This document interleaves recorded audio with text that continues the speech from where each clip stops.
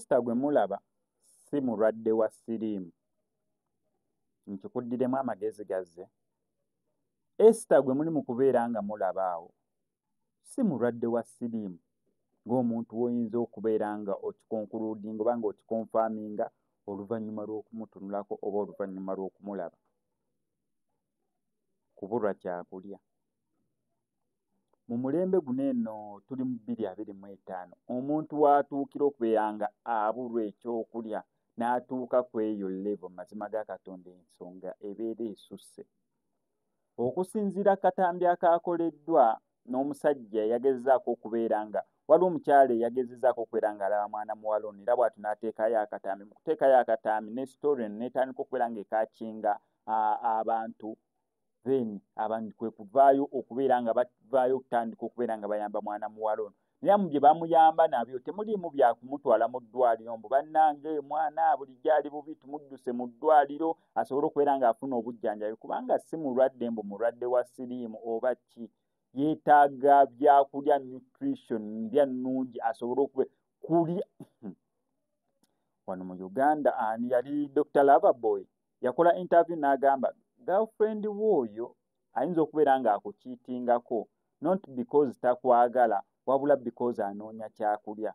Era statement oba ngiphrasinze bulungi waliwo neera omulala yagamba nti omuwala oyo bambi ajja okukukyalira gwe n'omuganja ng'ondabeko gwe n'olowooza azze okulabako oba mwesanyuseemu mbu ekyo kyajjiridde naye nga bambi naye azze anoonya kyakulya.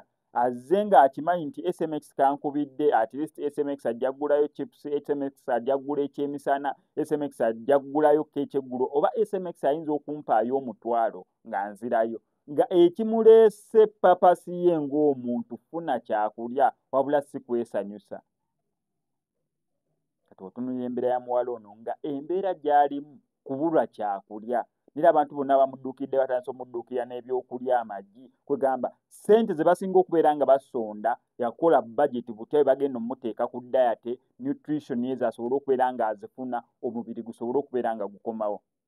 Mazima story ya Esther eno ekwasa ennaku kulaba nti omuntu mu mbeera eno asobola okutuuka ku eyo extent. Omuntu yenna atuuse mu mbeera eri bw'etyo oba alina emboozi efaana ate si kubako ennamba y'essimu ja kujja ndabawo engeri gye tusobola okubeera nga tukwatagana tuyambagane kubanga point eyayambisizza mwana muwala ono muntu kukwata katambi kuvaayo kuteeringa story abantu ne bagitegeera.